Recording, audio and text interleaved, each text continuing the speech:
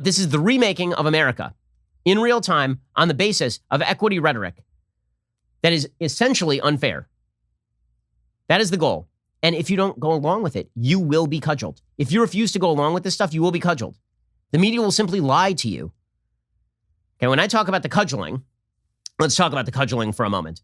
So, over the weekend, in what has to be the most amusing turn, you remember that Alexi McCammon was going to be the editor of Teen Vogue, that great prestigious publication Teen Vogue. Not just Vogue, Teen Vogue.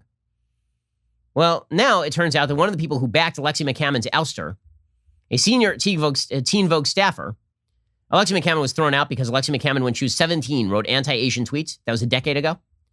Now, a senior Teen Vogue staffer who backed Alexi McCammon being fired, it turns out that this lady wrote a bunch of tweets back in 2009, 2010 using the N-word.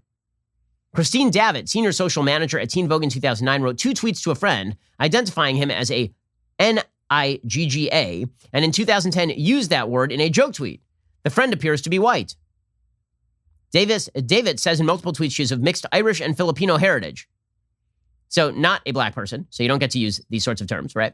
McCammon, 27, and a rising reporter at Axios have been set to take the top job at Teen Vogue before her past tweets set off a firestorm among Teen Vogue staff. After the Atlanta shooting left Asian Americans dead, McCammon and Teen Vogue parted ways. Neither Davitt nor McCammon or Teen Vogue could immediately be reached for comment. Davitt on March 8th posted a letter on Instagram from Teen Vogue staff expressing concern to Condé Nast about hiring McCammon, quote, in light of her past racist and homophobic tweets. So proud of my Teen Vogue colleagues. The work continues, Davitt wrote in the caption. Okay, so here's the funny part. Okay, after Alexi McCammon got fired, and many of us on the right have defended many people on the left from firing and people on the right from firing, because it turns out that a culture in which you can just uncover anybody's old tweets and then use it to wreck their career is an ugly and gross culture. It's not about purity. It's not about making the world better. Now, the left is getting upset at cancel culture. Now the left is getting upset. Why? Because they like Alexi McCammon, because Alexi McCammon is on the left. So Brian Stelter, who has been openly leading a charge to get Fox News thrown off the air by its distributors, now he's like, you know what? I don't like this purity culture anymore. Oh, you don't, Brian. Oh, strange. So you're all for the purity culture when it comes for people you don't like, but when it comes for people you do like, then all of a sudden you're upset with the purity culture. Strange how this works on the left. No one wins in the purity wars. No one wins. Of course, no one I know would excuse racist tweets. And almost everyone agrees that we should strive for a more just, equal society. But these internal office battles zap energy away from the real struggle. I mean, no offense to McCammon, but her name should not be on the tips of the media world's tongues. Not for something she did at age 17. So ultimately, Condé Nast failed her. Now, the real struggle here, the real struggle is getting Fox News tossed off the air. That's the real struggle, of course. Making sure that everybody that Brian Stelter personally does not like is canceled, and making sure that everybody that he does like is defended. I happen to agree with him about Alexi McCammon, but the point is this. He doesn't agree with him about Alexi McCammon. Right? He just doesn't like the fact that one of his friends, somebody that he's apparently friendly with or somebody who he agrees with, just got ousted from her job. And here's the thing. The cancellations will continue until the morale improves. It's funny. Folks on the right, we have real trouble understanding the left because we keep looking for the through line. Why is it that Alexi McCammon can get fired, but this Davitt lady probably will not be fired from Teen Vogue? Why is it that Gina Carano can get fired for putting up a meme that included a picture from the Holocaust, but Pedro Pascal puts up a picture from the Holocaust comparing American immigration policy to the Holocaust based on a picture that was not even from America? And he's fine. Why? Where's the through line? And the answer is there is no through line. It is all about pure use of power. It is all about pure authoritarian use of power. So, for example, I don't see Brian Stelter coming out and defending Sharon Osbourne. Right? Sharon Osbourne committed the grave sin of having said that she is friends with Piers Morgan. You're not allowed to do that. Because Piers Morgan said he didn't believe Meghan Markle, and you're certainly not allowed to do that because Meghan Markle is now, she's been sainted. They're actually going to build shrines to Meghan Markle now. So Piers Morgan said he didn't believe Meghan Markle. By the way, for the record, neither do I on the vast majority of what she said. I'm in no position to doubt her personal feelings about suicide, but I don't believe that she was deeply victimized by Buckingham Palace. I don't think that's a reality. I think that she is on the make, as demonstrated by that interview with Oprah, because she's not a very good actress. Piers Morgan said that. Then Sharon Osbourne said, I'm friends with Piers Morgan and he's not a racist. And now she's going to get thrown off the talk. And Tiffany Cross goes after her. So over the weekend, Tiffany Cross on MSNBC, starts talking about how evil Sharon Osbourne is. A message to the biggity Brit, Sharon Osbourne. After this read, maybe you should go read, because there are numerous books which greatly detail how some of your ancestors colonized, raped, and pillaged many parts of this globe.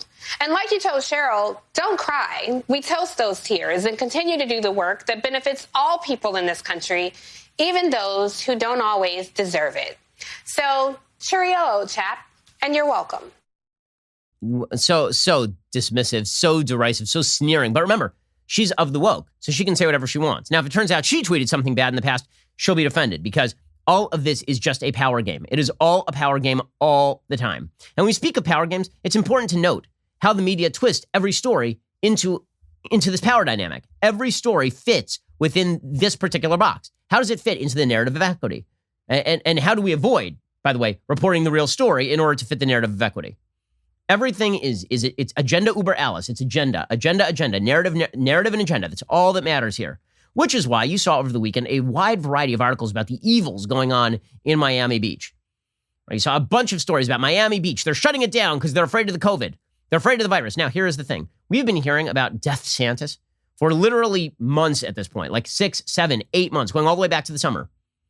Death Santis, Ron DeSantis, happens to be the best governor in America for the challenges he faced, considering Florida is super old, and it ranks somewhere in the middle of the pack, like near California, in terms of deaths per million. And all of the stories about how Tampa was going to be the center of a hotspot. Tampa was going to be just a COVID hotspot. It was a disaster. It never happened. The beaches at Jacksonville was going to be a COVID. Never happened. Spring break. It's going to be a COVID. Never happened. So what was the real story here? So the media didn't even get the story right. Now, they're not just getting the angle wrong, they're just getting the story completely wrong. So the story that you have heard over the weekend is that there is a panic in Florida because of COVID, and that Miami Beach had to shut down because of the COVID risks. That is not why Miami Beach shut down. The reason that Miami Beach is shutting down is because people are committing crimes. There's open fist fights in the streets of Miami Beach. Okay, we are talking about people running up bar tabs of $2,000 and then just running out, like just taking off. Okay, and it just so happens, by the way, that these are not spring breakers who are down from university. This is people who are out partying. End of story. Those people happen to be, according to the Miami Herald, disproportionately black. According to the Miami Herald, Martin Vasallo reporting, after weeks of uninhibited partying on South Beach by spring breakers, police turned away throngs of people, many of them black, from world-famous Ocean Drive with a SWAT truck, pepper balls, and sound cannons. The tactics were intended to enforce an 8 p.m. curfew announced only hours earlier on Saturday to rid the city of what police and politicians have described as unruly and sometimes violent late-night crowds. The tactics appeared to have the desired effect, but the use of force to clear out people of color from South Beach alarmed some black leaders. If Miami Beach has openly recoiled at the behavior of the at-times chaotic crowds filling the city's entertainment district every weekend, not just this weekend, every weekend, some in South Florida are having a similar reaction to the way the city and its police have handled the presence of thousands of people of color. Okay, so what's the actual story? There are a lot of people of color in South Beach, according to the Miami Herald, and they are engaging in criminal activity resulting in 1,000 arrests. By the way, there's plenty of tape that is not being shown in the mainstream media. The mainstream media is showing tapes of people milling around. They're like, this is the real threat. People milling around. That's not why they put a curfew on. They put a curfew on because I've seen tape. People are at intersections twerking on the streets and having fistfights. Like that's why they put a curfew on. And yet the media won't tell you that. They'll tell you about DeSantis. It's not about DeSantis. What the hell are you talking about? You're just lying about the situation there. Videos on social media showed Miami Beach police arriving on Ocean Drive Saturday evening to find a massive crowd still on the street after the curfew kicked in. Okay, this is, again, you can see all the videos. Miami Beach Mayor Dan Gelber said the curfew and causeway closing announced at 4 p.m. Saturday were aimed to prevent violence and disorder. He described the city as a powder keg ready to blow. Residents cheered the crackdown, some saying they're afraid to leave their homes. Okay, so this is not about COVID. But if you read the headlines, it's about COVID. Okay, nowhere do the police even cite COVID as a risk. And yet the idea is that it's about COVID. This is ridiculous. I'm sorry, it's not. Here's the headline over at Drudge, the top headline right now. And from the Daily Beast, South Beach overrun by maskless hordes. Yeah, that's the big problem is they're not wearing masks. Not the fact they're beating the crap out of each other and engaging in criminal activity in Miami Beach. The problem is they're not wearing masks. It's absurd. It's just absurd. But again, it has to fit into the narrative. And what's the narrative? The narrative is that black people are being cracked down on by the police, and simultaneously, unrelated, COVID's a real threat. So they want the two stories simultaneously now. The police are being mean to black Americans, according to the Miami Herald, at a time when the country is undergoing a racial reckoning. The optics of police officers grappling with crowds and city leaders condemning a largely black group of visitors has been unavoidable. Daniela Pierre, president of the NAACP's Miami-Dade chapter, tweeted, "Spring breaking while black" on Saturday night. She later added, "Unacceptable, to say the least."